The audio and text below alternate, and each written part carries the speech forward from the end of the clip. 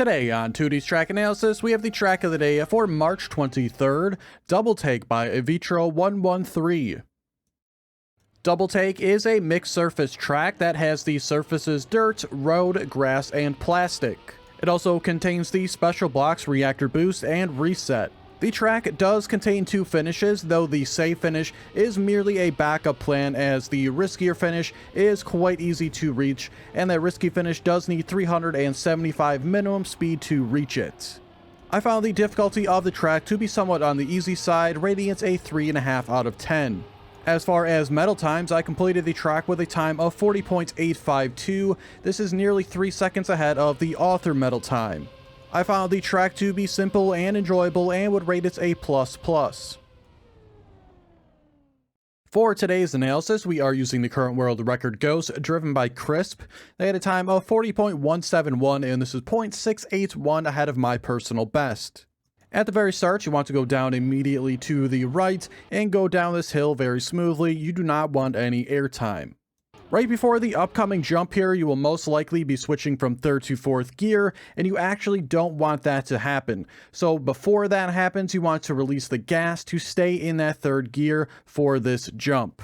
And you may be asking why you want to do this, and that is because once you land up here, if you were in 4th gear, you will immediately drop back down into 3rd gear, and it will slow you down. Also, for this jump here, we'll see the world record jump a little bit further to left here than I did. This will get you a better inside line. I had a little bit of a struggle with this, as you will get this air time here as you go around the upcoming corner. Sometimes I would get a bit of a weird landing and slow down, so the majority of the time I tried to take this one more towards the center. Here, obviously, ending up a bit more to the right than I otherwise would have liked. Moving on, we'll see that I do cut over this grass here a little bit too much. You do want to basically have your right side tires go over it, not your entire car. So eating a little bit too much of the penalty grass here for me. And for the part we already passed and the upcoming parts, you pretty much want to drive the entire thing full speed. This leads us into this upward waterfall section. Once you're going over this turn here, try to just drive as straight as possible. As far as I can tell, if you are turning here a little bit, you have a small likelihood of just flying straight off into the sky. So I found it best to just drive very straight here once you reach the top.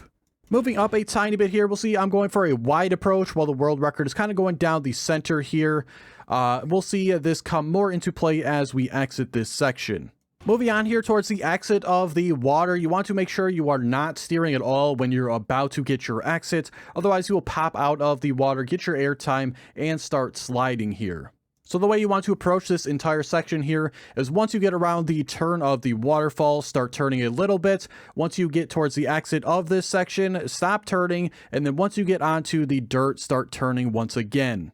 There's a little bit of trial and error here. You really just got to get a feel for it throughout your runs to get that timing down. And the last thing here for this section here, the world record goes from that middle line, and then they'll transition here to a very tight inside line around the upcoming dirt section, while I sort of will just go down the center.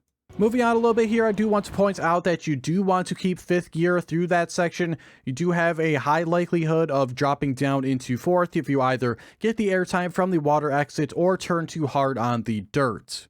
Here, you also want to get onto this road section briefly so you get that little bit of grip to help you get around the upcoming left-hand turn. Briefly touching on a few more things here as you reach this grass section and the booster. Don't want any airtime, so make sure you take this one nice and smooth, kind of right down the middle, not too far to the left on the entrance. For the upcoming turn, you want to be fairly tight around the corner so you can get on this road piece.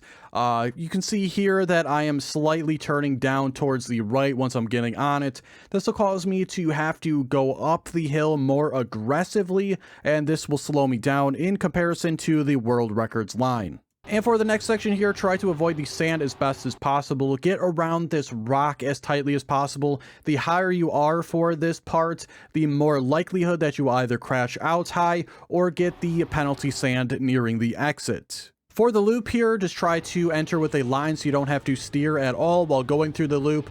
And for the dirt section here, really you don't have to do anything, but you can speed slide if you want to try to get that little extra speed going into the finish. As long as you make it through the loop, you should have no problems jumping into this gigantic finish coming up.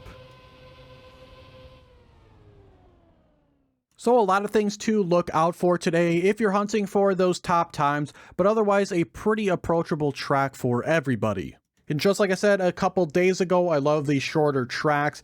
I find them a joy to drive over and over again because they're so memorable and very easy to pick up and try to get that tiny little extra time off. That'll do it for today's analysis though. I hope you enjoyed. If you did, be sure to like the video and subscribe. Check the description for links to my Twitch and Discord, and be sure to check out all the other track analysis videos out on the channel already. Thanks so much for watching, and I'll see you guys tomorrow for the next one.